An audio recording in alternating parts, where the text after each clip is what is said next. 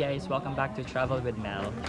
Today we're here in Don Salvador Benedicto. It is also known as the Little Baguio of Negros Occidental because of its cool weather, pine trees, lush forest, and vibrant mountains.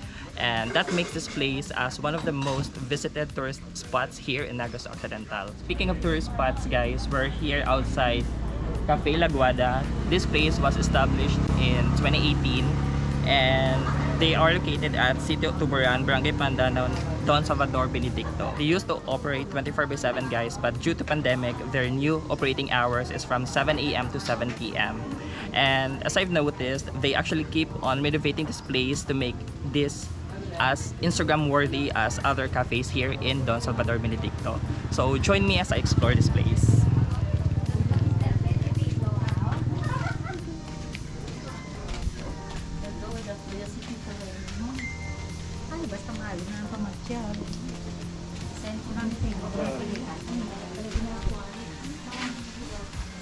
And of course, this is the view that they offer.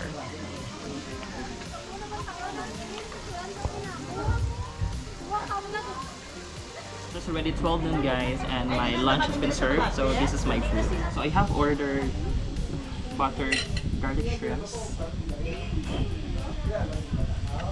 And right here is the buttered garlic wings with java rice. And of course, extra java rice. And my favorite icy choco of Laguarda. And while eating guys, you get to enjoy that beautiful view.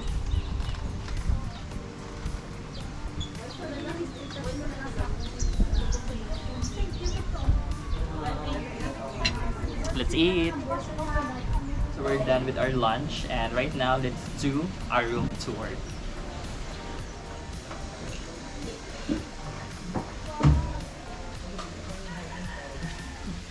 So welcome to our room.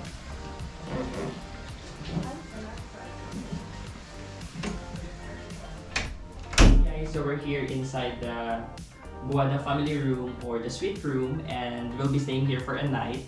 The cost is 3,000 pesos and this room is actually good for 6 persons. Inclusions are free use of swimming pool. It has hot and cold shower and of course it's air conditioned and it has king size bed with pull out.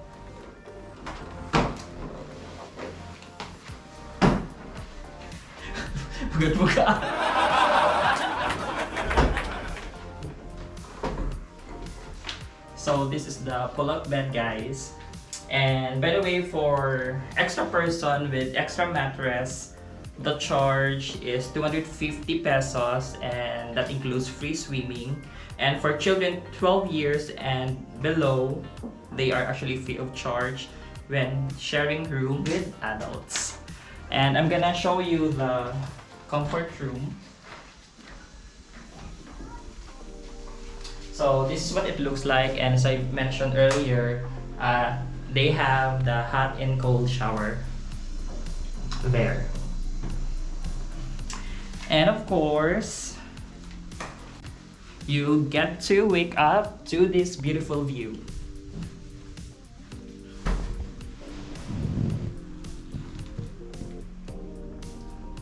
So for reservations guys, you may send them a message on their Facebook page or you can call them at this number right on your screen. Goodbye!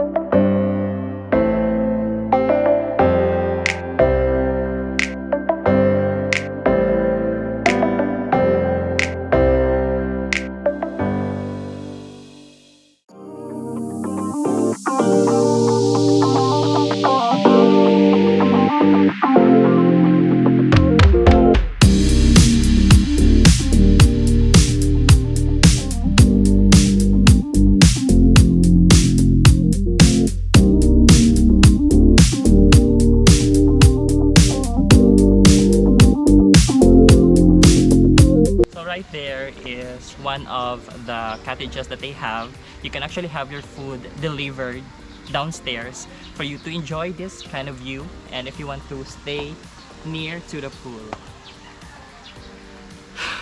Whew.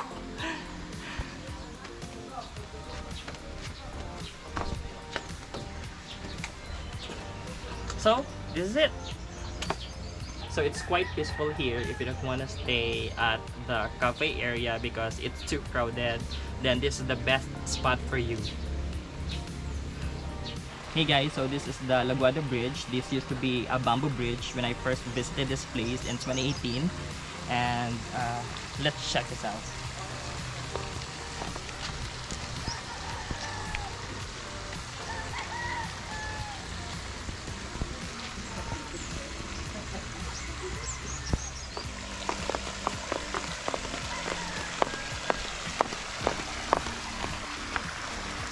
So this is their bonfire area.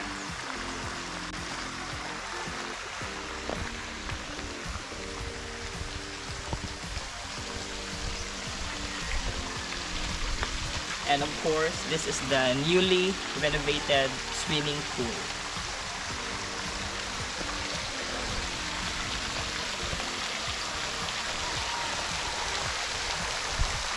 So this is it, guys.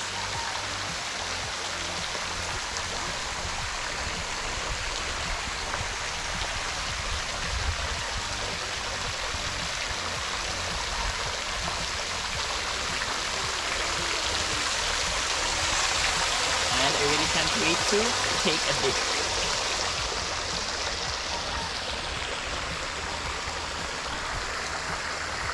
So aside from their Laguarda family room, they also have pyramid accommodations. It's a fan room and it ranges from 550 pesos to 650 pesos. So the 550 pesos, that's only good for 2 packs, while the 650 pesos is already good for 3 packs.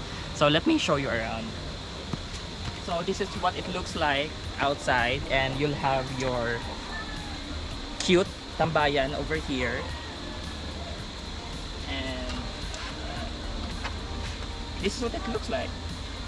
So if you noticed, it has not been set up yet.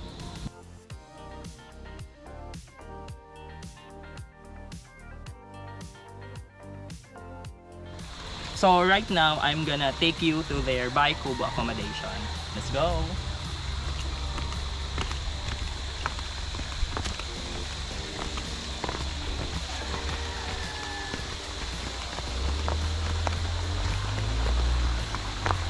And if you can see, guys, their bahay kubo accommodation is just right beside the swimming pool area.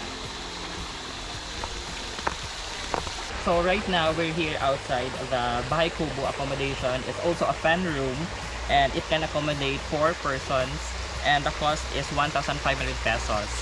And let me bring you in.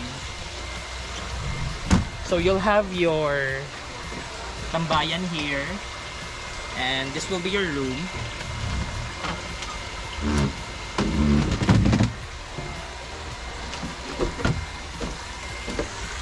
So this is what it looks like inside the bahay kubo accommodation. So it's a little spacious compared to the pyramid accommodation. And same thing, guys, it has not been set up yet, but as soon as your reservation is confirmed, then that's the time that they'll arrange it for you. Hey guys, so this is one of the newest services that they offer here in Cafe Laguarda. This is actually the dip and dine. So if you're up for floating meal, then this one is best for you. And it can be served any time of the day. Dip and dine!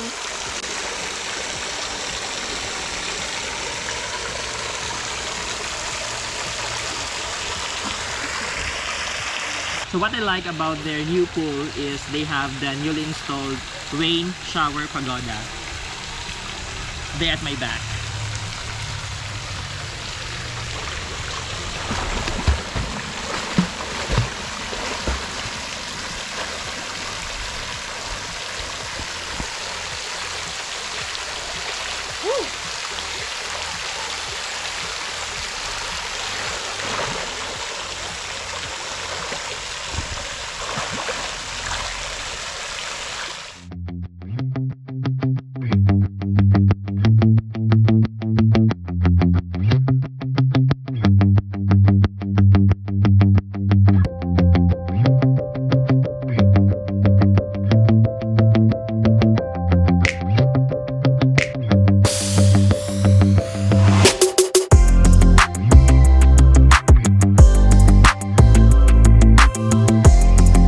Hi guys! So we just had our dinner and it's already 8 in the evening and this is Laguarda at night.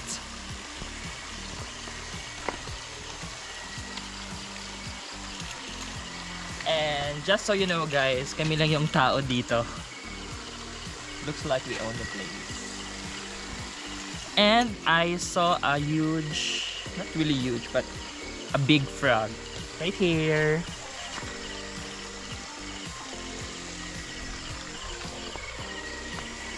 And in a few, we will be setting up our bonfire. Let's go!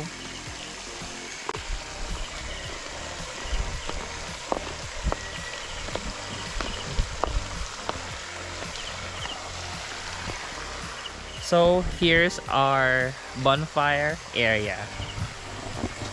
So naka-ready na yung mga kahoy.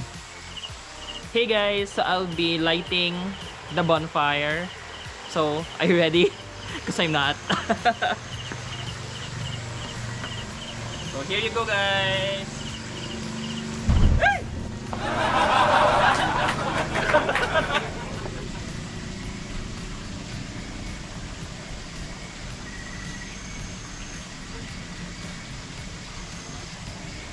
So here's our bonfire. Medyo kinabahan ako doon guys.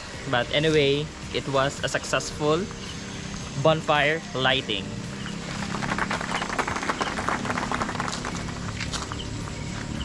So this is the highlight of our evening, the bonfire.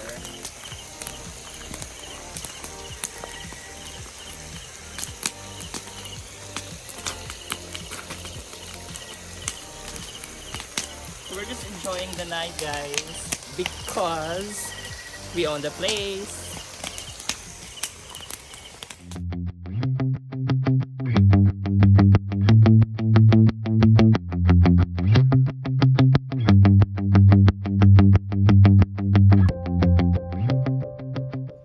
It's a foggy morning guys here in Don Salvador Benedicto.